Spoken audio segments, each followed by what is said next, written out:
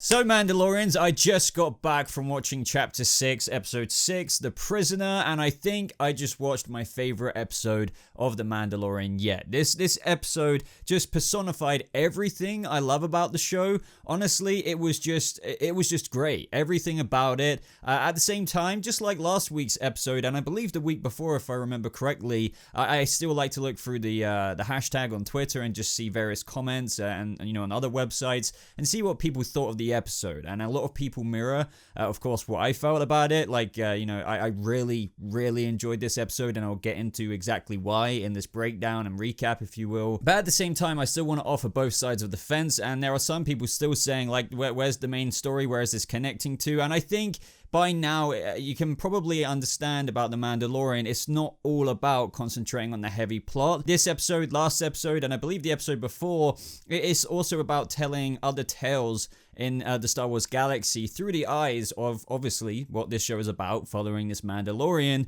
who happens to be escorting or just, protecting this child, also known, well, to what the fandom knows as Baby Yoda. And that's not a bad thing. Don't get me wrong, I know, quote-unquote filler, if you will, in some shows is handled very badly, but with The Mandalorian, just like what I said in last week's episode, it is just fantastic, and this episode just utilizes absolutely everything about telling a tale in the Star Wars universe. And in this episode, it saw the Mandalorian pick up a gig, fall in with his kind of a crew that he knew from years and years back. He's been a Mandalorian for practically his whole life, ever since he was a foundling after the events of the Clone Wars where his parents died. He was even known as a badass back then to the people he used to run with. Like, they used to get a reputation off him, and he just used to hang around with them for target practice. But like, this episode was a true kind of prison break episode, but also mixed in with like freaking Alien versus Predator, or just Predator kind of moments from The Mandalorian. Like, everything I think you can probably tell about this episode was just great to me. I mean, it started off a little bit slow, but like, understandably, you get the briefing, you get the mission, you get introduced to the various characters, and this episode saw many cameos, some amazing cameos, by the way. And oh man, I'm just fanboying out, because I know and I understand I want to get into like the main story in terms of what's happening with Baby Yoda. When are we going to get introduced to Giancarlo Esposito's character, and all of that kind of stuff. But trust me, I could watch episodes like this all day, every day. This truly, The Prisoner has been my favorite episode so far, hands down, and that, it had nothing to do with the main plot. But anyway, everyone, if you're still sticking around with this video and you're going to continue watching it and maybe even enjoy it, why not hit that like button, as YouTube really does favor that. And if you're enjoying the Mandalorian reviews and you never want to miss out on one of my videos, be sure to hit that subscribe button. And let's get into this. So as I kind of gave a little bit of a tease as to what was going on this episode, I mean, I trust you've already watched it, watching this kind of review and breakdown, but the Mandalorian arrives at this kind of outpost, if you will. He meets this kind of old, I guess, colleague. I don't know if you would say friend, just because Ran is a bit dodgy, but he's played by Mark Boone Jr. I knew I recognized him. I was like, for a split second, I was like, who are you? I know I recognize you. He was like one of like many people in this episode, especially when those X-Wings arrived at the end of the episode. But of course, this was about that prison break job, because they were doing some kind of gig, and then one of their guys got captured. They didn't really sell it accurately to the Mandalorian, because it turns out the person they wanted to rescue, I believe by the name of Quinn, was on a New Republic prison ship, which is, pretty crazy. Like, I still love how we can't forget that this is all set in the post-Return of the Jedi, post-Empire. The New Republic is still kind of newbie, but it's kind of establishing the state of the universe out there. So I love kind of seeing all of these little elements of the New Republic, whether that's through the droids on this episode, with the little Republic symbols, or even just the transport ship, kind of reminiscent to like the Tantive interior. I guess they're all kind of modeled like that. It was just great. I love little insights like this, little comments about Imperials or the Empire, and just things like that. It's just world building that I really appreciate, because we haven't delved truly into a time post-Empire in kind of like live action stuff. But this is where we get introduced to the crew. We had Mayfield, played by Bill Burr. I believe he was trending last night as well. We had a few other people as well, of course. Berg, the Muscle. We had a droid. I mean, no, the Mandalorian doesn't like droids. Played by Zero. He was pretty cool. And of course, we had Jian, the Twi'lek. Twi'lek. And I love the little comment from Zero as well, kind of dissing the Razor Crest. I mean, to all of us, it probably looks just amazing. I need a model of that ship. I'm still trying to find one. I really want to buy one. But he was saying that it's just basically hardly operational. But the great thing about it is that it's off the old Imperial and New Republic grids. So it's essentially like a Ghost. Now, you could say that's a little nod to the Ghost from Rebels, but it probably isn't. But it might be. It depends how you take it. But I like that. I like it. Now, when they were in the ship, there was a little bit of messing around, but I also always appreciate little moments like this, and I really want to delve a little bit more into the kind of Disney canon of The Mandalorian, which we're kind of being drip-fed at the minute, but they were kind of saying, you know, I thought Mandalorians were supposed to be the greatest warriors in the galaxy. But that's when they asked Xi'an, who kind of had, they like implied a little bit of a romantic past before, and she's also run with him in missions back in the day. This is when she brought up a job on Alzuk 3, and he said like he did like what he had to, but she said you enjoyed it. So I think, you know, and it's kind of blatant what they're doing with the episodes unfolding and his relationship with the Baby Yoda, and coming across, whether that's the people of the village and just little elements like that throughout each of the episodes. He's becoming more soft, whereas we now just heard a tale. We don't know exactly what went down on Alzok 3, but you can evidently tell that the Mandalorian, especially with what happens with that Republic soldier, the egghead, what Mayfield calls him, like things like that. He's just becoming a little bit softer, but in terms of the tale we just got teased with, it sounded like the way Xi'an was telling it, whatever went down on that mission, he was very ruthless, possibly slaughtered people, didn't even look back kind of thing. And I believe that. We got a little bit of a taste of that kind of version of Mando in the first episode, when it's like, I can bring you in alive or cold. And don't get me wrong, he still is a very kind of intimidating person. That is demonstrated perfectly in this episode, but you know, bit by bit, he is getting a bit more of a moral compass, shall I say. And that's not a bad thing. It's a good thing. It's like the best blend of both worlds. A badass, but also a guy we can all kind of resonate with, especially with the situations he's getting put in now with each episode that is coming. That's when the crew kind of found Baby Yoda on the ship, and they even dropped him thanks to Zero's crazy ass flying maneuvers. That was pretty cool. But like, you know, if you're not strapped in, I guess it would send you flying. But Baby Yoda fell to the floor. I think we all felt the weight, or the whole world go silent in that moment, because do I need to explain?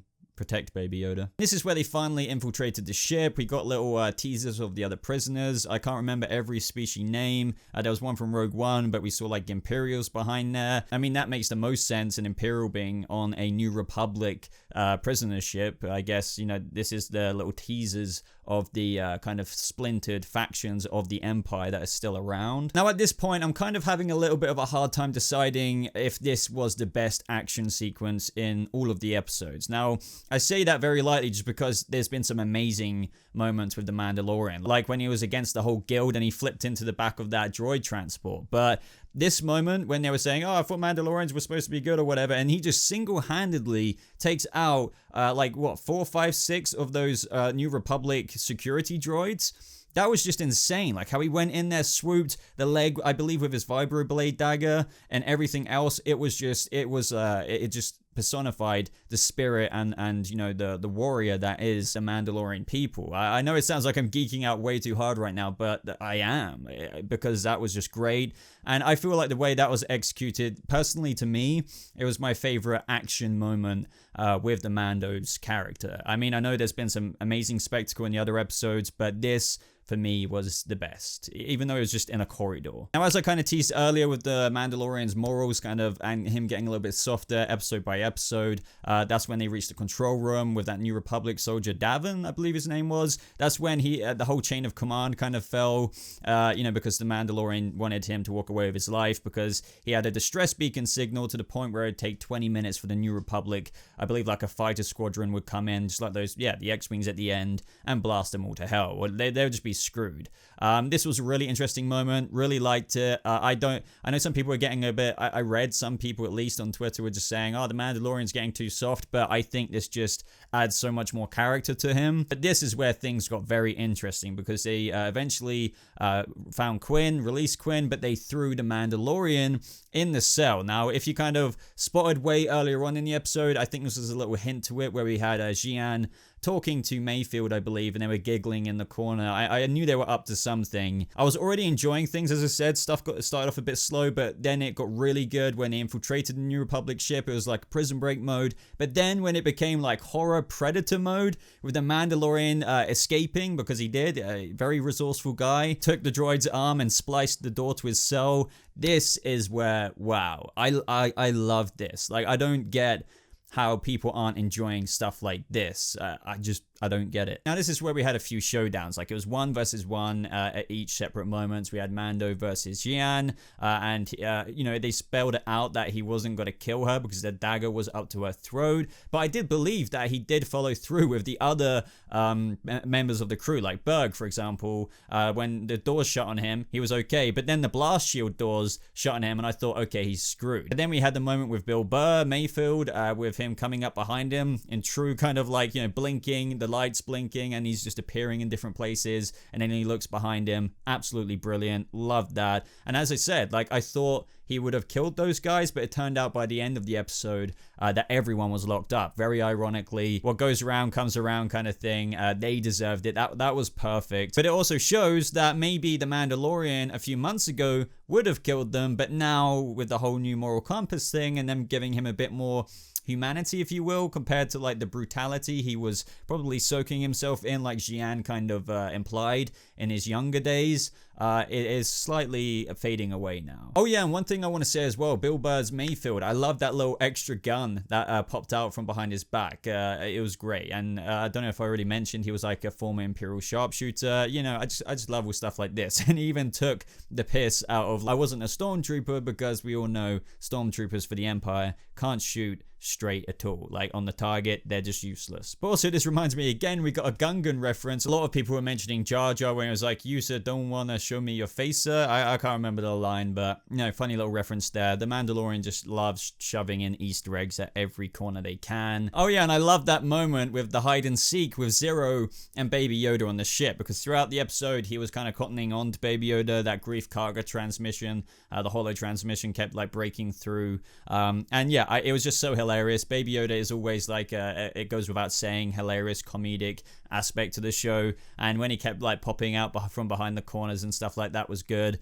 And then he tried to use the Force again, because it was almost over for him. The droid found him, Zero found him and was about to kill him, and he was even lifting his arm up, about to probably execute something in the droid, and that's when he exploded. And even Baby Yoda's face was just so hilarious, because he even was questioning his ability. He was like, I did that, but obviously it was the Mandalorian. Absolutely hilarious. It would have been cool to see Baby Yoda use the Force, but I think that ended up a better kind of result, with him being like, wait, what? I can do that? But at the end of the day, the Mandalorian returned, no questions asked. He delivered Quinn, as he said. Everyone was locked up, but that is when they tried to backstab him by taking him out, but he knew they were going to do that, and he literally left that beacon, distress beacon, on that kind of outpost. And that's when we got a few X-Wings drop in, and this moment was brilliant. I just loved seeing X-Wings anyway, like the new policing force of the galaxy, with the New Republic trying to bring peace to the galaxy post-Empire. But not only that, guys, I mean, surely enough,